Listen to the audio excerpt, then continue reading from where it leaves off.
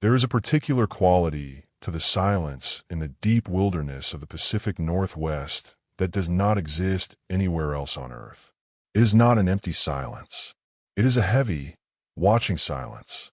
It is the sound of millions of acres of Douglas fir and hemlock trees absorbing the wind, the sound of volcanic soil swallowing the rain, and occasionally, the sound of the forest swallowing people. The Gifford Pinchot National Forest in Washington State is vast, 1.3 million acres of rugged, unforgiving terrain that sits in the shadow of Mount St. Helens. It is a place of breathtaking beauty, where emerald moss carpets the ground and rivers carve through ancient lava tubes. But it is also a place where the line between civilization and the primal void is razor thin. You can step 5 feet off a trail here and disappear. You can turn around to tie your shoe and lose your sense of direction forever. But on June 9th, 2013, Maureen Kelly did not lose her direction. She did not slip, and she did not stumble. On a cooling summer evening, while the sun dipped below the ridgeline and the shadows stretched like long, dark fingers across the Canyon Creek campground, Maureen Kelly stood before the mouth of the forest and made a choice. She wasn't geared up for a hike. She wasn't carrying a survival pack. In front of her friends, the 19-year-old stripped off her clothes. She removed her boots. She set down her fanny pack, which contained a compass and a knife. And then, naked and barefoot, she turned her back on the warmth of the campfire and walked deliberately into the trees. She said she was going on a spiritual quest. She said she wanted to commune with the earth. She said she would be back.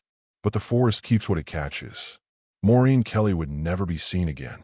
And more than a decade later, her disappearance remains one of the most baffling, frustrating, and haunting mysteries in the history of the Pacific Northwest. There were no footprints. There was no scent. There was simply a girl who walked into the nothingness, and the nothingness that closed up behind her. To understand how a human being can simply dissolve, we have to go back to the beginning. We have to understand the girl who felt the call of the wild so strongly that she answered it with her life. Maureen Elizabeth Kelly was not your average 19-year-old. In 2013, while most of her peers in Vancouver, Washington, were obsessing over social media, college applications, or summer flings, Maureen was looking elsewhere. She was looking inward, and she was looking upward. Friends and family describe her as luminous. She was a free spirit in the truest sense of the term, creative, quirky, and deeply, intensely emotional. She played the ukulele, wrote poetry that ached with a longing for something indefinable, and possessed a magnetic energy that drew people into her orbit. But beneath the bohemian exterior, there was a restlessness. Maureen was a seeker. She described herself as an old soul, and her mother, Linda, often said that Maureen felt the world more heavily than others. She didn't just enjoy nature. She worshipped it. She was fascinated by indigenous cultures, by shamanism, and by the concept of stripping away the artificial layers of modern society to find the truth underneath. In the months leading up to June 2013, this fascination had begun to sharpen into something more intense. Maureen wasn't just reading about spiritual journeys anymore. She wanted to experience one. She talked about rewilding. She talked about the purity of existence without technology, without clothes, without barriers. To the outside observer, this might have sounded like the harmless idealism of a teenager discovering philosophy. But those close to her sensed a shift. Maureen was looking for a breakthrough. She felt stagnant, perhaps a little lost, and she believed that a radical act was required to shock her spirit into a new state of awareness. She wanted a vision, and, historically, vision quests are dangerous things. They require isolation, deprivation, and risk. This was the mindset Maureen carried with her when she packed her bags for a camping trip to Skamania County. She wasn't going for mores and ghost stories. She was going to find herself. On the afternoon of June 9th, Maureen and a small group of friends arrived at the Canyon Creek campground. The location is remote, tucked away in the southwestern corner of the Gifford Pinchot National Forest. It sits near a tributary of the Lewis River, a place where the water runs cold and clear over smooth stones. The group set up camp as the afternoon light began to fade. It should have been a relaxing evening, but the atmosphere at the campsite was charged with a strange, frantic energy. According to the statements later given to police, Maureen was behaving erratically. The quest was on her mind. She began to talk about the spiritual significance of the place. She paced. The towering trees seemed to be speaking to her, pulling at her. The line between enthusiasm and mania began to blur. As the sun began to set, the temperature started to drop. In the mountains, twilight brings a sudden chill. But Maureen complained that she was hot. She felt constricted. She told her friends that it was time. She needed to go. She needed to begin her journey. The sequence of events that followed is haunting in its simplicity. Maureen stood by the fire. She took off her scarf. She unzipped her jacket. Piece by piece, she shed the protective layers that human beings have invented to survive in hostile environments. Her pants, her socks, her underwear. Finally, she stood naked on the rough ground. She was holding her fanny pack, a small bit of kit that contained a knife and a compass. These were tools that could have saved her life. But in that moment, perhaps feeling they were cheating or artificial, she tossed the pack onto a log. She would take nothing. Her friends watched this unfold. It is easy, with the benefit of hindsight, to scream at them. Stop her. Tackle her. Don't let her go. But in the moment, social dynamics are complex. Maureen was a strong-willed adult. She was known for her eccentricities. Her friends likely thought this was just Maureen being Maureen. They assumed she would walk to the edge of the light, feel the biting cold of the evening air, realize the absurdity of the idea, and come running back to the fire for a blanket. So, they let her go. Maureen turned and walked across the wooden bridge that spanned the creek. She didn't run. She didn't look back. She walked with purpose, her pale skin glowing faintly in the dying light, until she reached the tree line. She stepped into the shadows of the Douglas firs. And just like that, she was gone. This brings us to the most controversial and agonizing aspect of the Maureen Kelly case. Maureen entered the woods in the evening. Darkness in the forest is absolute. Once the sun is gone, the canopy blocks out the starlight. It is pitch black, and it is cold. On that night in June, the temperatures in Skamania County were forecasted to dip into the low 40s, perhaps even the high 30s. For a person wearing modern hiking gear, 40 degrees is uncomfortable. For a naked human being, it is a death sentence. Without insulation, the human body begins to lose heat immediately. The wind strips away the warm layer of air near the skin. The cold ground saps energy through the soles of the feet. Within minutes, shivering begins, the body's violent attempt to generate heat. Within an hour or two, without shelter or movement, hypothermia sets in. The mind slows down. Coordination fails. Maureen was out there in the dark, barefoot on sharp volcanic rock and pine needles, completely exposed. Back at the campsite, the fire crackled. The friends waited. 5 minutes passed, then 20, then an hour. We can only imagine the conversation around that fire, the slow creep of anxiety, the nervous laughter turning into silence. She has to be coming back soon. It's freezing out there. Should we go look? But they didn't go look, and they didn't call for help. Maybe they were afraid of getting in trouble. Campgrounds often host illicit substances, and young people are often wary of the police. Maybe they were paralyzed by the sheer weirdness of the situation.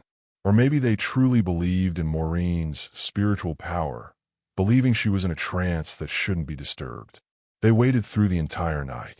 They waited while the moon rose over the ridges. They waited while the temperature bottomed out. They waited while the nocturnal predators of the forest, the cougars and the owls, began their hunts. It wasn't until noon the next day, June 10th, that one of the friends finally drove to an area with cell service and dialed 911. "My friend is missing," the caller said. "She went into the woods last night." "What is she wearing?" the dispatcher asked. There was a pause. Nothing. By the time the first sheriff's deputy arrived on the scene, Maureen Kelly had been alone, naked, and exposed in the wilderness for nearly 18 hours. In the brutal arithmetic of survival, The window of opportunity had already slammed shut. The Skamania County Sheriff's Office realized immediately that this was a catastrophe. This wasn't a lost hiker with a backpack and a water bottle. This was a medical emergency from minute one. They launched one of the most aggressive search and rescue operations in the county's history. Within hours, the tranquility of Canyon Creek was shattered by the thumping of helicopter rotors and the barking of tracking dogs. Search and rescue is a science.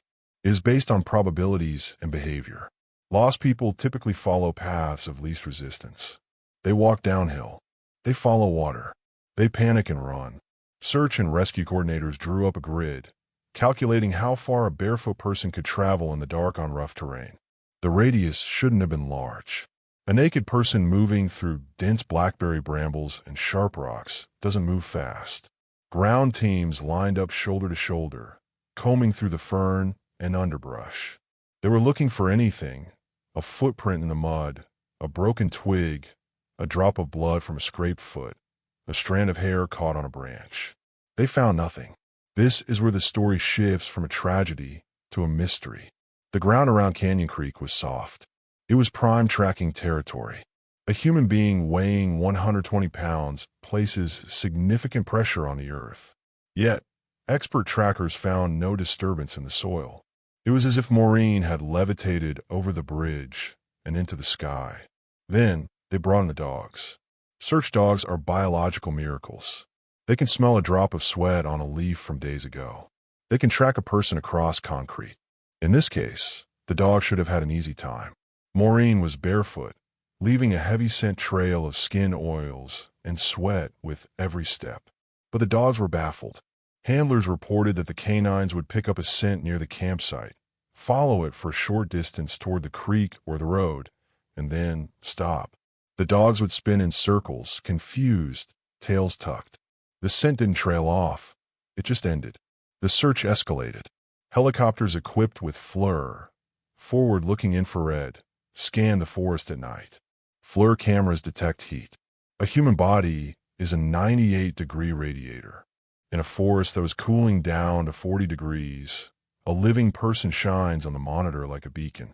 Even a deceased body retains heat for a time, or creates a heat variance as it decomposes. The pilots flew grid after grid, their eyes glued to the glowing monitors. They saw deer. They saw bears. They saw rocks that had retained the heat of the sun.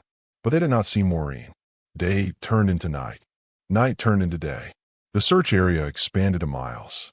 Friends and family arrived, plastering flyers on trailheads, their faces pale with shock. Linda Kelly, Maureen's mother, stood at the edge of the woods, calling her daughter's name into the green wall of trees. "Maureen, we're here. Just come to the voice." But the forest gave nothing back. No shout, no movement, no sign. When the facts don't add up, the mind turns to theories. In the weeks, months, and years following the disappearance, investigators, internet sleuths, and survival experts have agonized over three main possibilities. Each one is terrifying in its own way. The first theory is the most scientific: hypothermia and terminal burrowing. When the human body enters the final stages of hypothermia, the brain begins to misfire catastrophically. The hypothalamus, which regulates body temperature, malfunctions.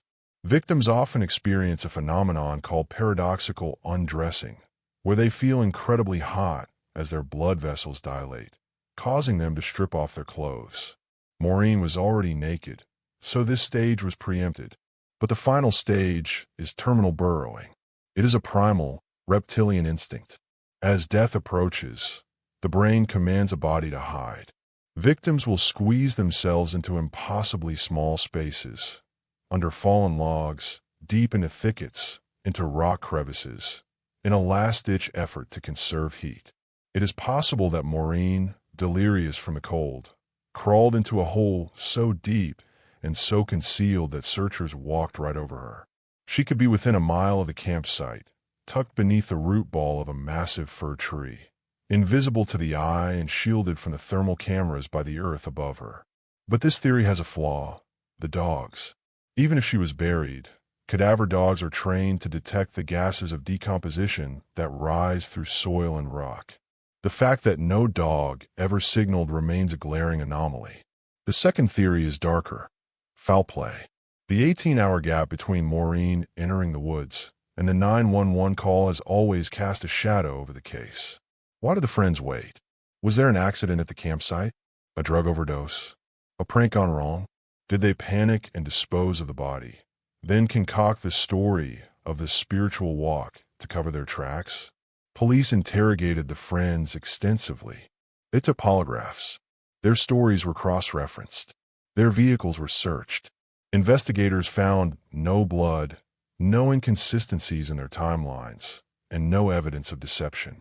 The police publicly stated that the friends were not suspects. The delay in reporting, they concluded, was likely due to a combination of confusion, fear, and the group's genuine belief in Maureen's spiritual resilience. Yet, for many, the doubt lingers. Without a body, there is no crime scene. And without a crime scene, it is impossible to rule out the hand of man. The third theory is the one whispered by the locals: the forest itself. The Gifford Pinchot National Forest is not a park. It is a wilderness. It is home to apex predators. Cougar populations in the area are healthy. A mountain lion is a stealth hunter. It strikes from behind, targeting the neck. It can drag a body miles away in a high, rocky terrain that searchers cannot easily reach. But animal attacks are messy. They leave drag marks. They leave torn vegetation. And most importantly, they leave a scent that sends search dogs into a frenzy. A predator kill site smells of blood and fear. The woods around Canyon Creek were pristine. The official search for Maureen Kelly was suspended after a week, though volunteers continued to scour the woods for months. The posters began to fade in the rain. The seasons changed. The ferns grew taller, covering whatever secrets lay on the forest floor. Maureen's story was eventually cataloged in the archives of the Missing 411, a phenomenon noted by researchers involving people who vanish in national parks under bizarre circumstances: near water, imminent weather changes, and the inexplicable failure of tracking dogs. Maureen checked every box. But categories don't bring people home. Today, the Canyon Creek campground is still there. Families still pitch tents in the same spots. They roast marshmallows and laugh, unaware that they are sleeping a stone's throw from where a young woman stepped off the edge of the world. The mystery of Maureen Kelly is not just that she died, it's that she vanished. In our modern world, with our GPS and our satellites and our forensics, we have convinced ourselves that we have conquered the dark. We believe that if we get lost, we will be found. We believe that we are the masters of our environment. Maureen's story is a chilling reminder that this is a lie. She walked into the woods seeking a connection with the universe. She wanted to strip away the artificial and touch the real. She wanted to see what lay beyond the veil of civilized life. Perhaps she found it. Or perhaps she simply learned the oldest, coldest lesson of nature. The wilderness is indifferent to your dreams, your prayers, and your life. It was here long before us, and it will be here long after we are gone. Somewhere in the dense, silent green of Skamania County, Maureen Kelly is still waiting. The trees stand guard over her resting place, their roots deep in the volcanic earth, keeping their secret as the wind blows through the high branches, sounding almost like a whisper or a name that no one can quite hear.